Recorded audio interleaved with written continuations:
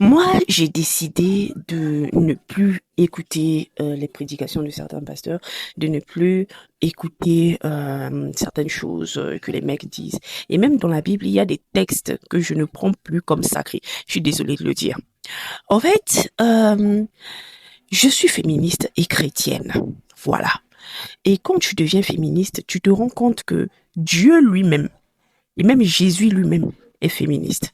Le reste là, hein, tout ce que les gens ont dit, tout ce que les gens ont écrit dans la Bible, parce que la Bible, c'est les écrits de plusieurs personnes.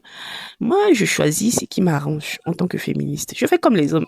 Les hommes eux-mêmes sont champions dans ça. Quand il s'agit de parler de polygamie, là, ils chargent l'histoire hum, de Jacob, l'histoire de Salomon sur leur tête, hein, l'histoire d'Abraham, ils chargent ça sur leur tête. Voilà, pour justifier la polygamie. Quand il s'agit de justifier certaines de leurs actes là, ils soulèvent la Bible comme ça pour mettre sur la tête. Hein.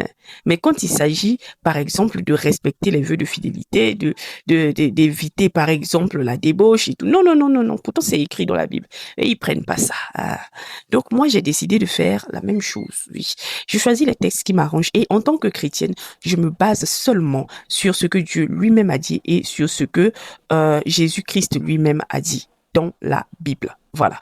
Le reste, je choisis. Ce qui va dans mon sens, je prends. Ce qui ne va pas dans mon sens, je ne prends pas. En l'occurrence, je me base sur les 10 commandements que Dieu lui-même avait donnés à Moïse sur le mont Sinaï. Hein.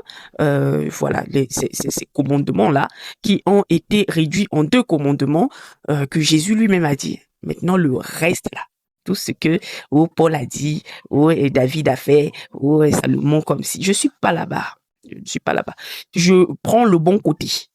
C'est tout. Le mauvais, là, je dépousse.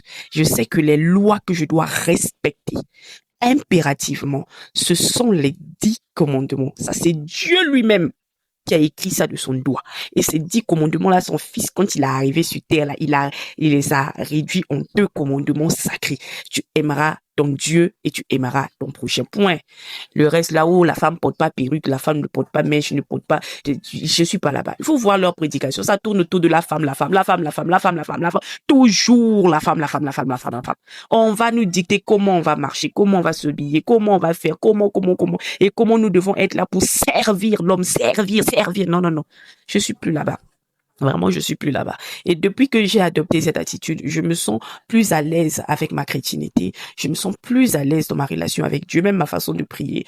Voilà, je ne considère plus certaines choses comme étant péché parce que d'un point de vue de la définition, le péché, c'est la transgression de la loi. Et la loi, c'est les 10 commandements. Voilà.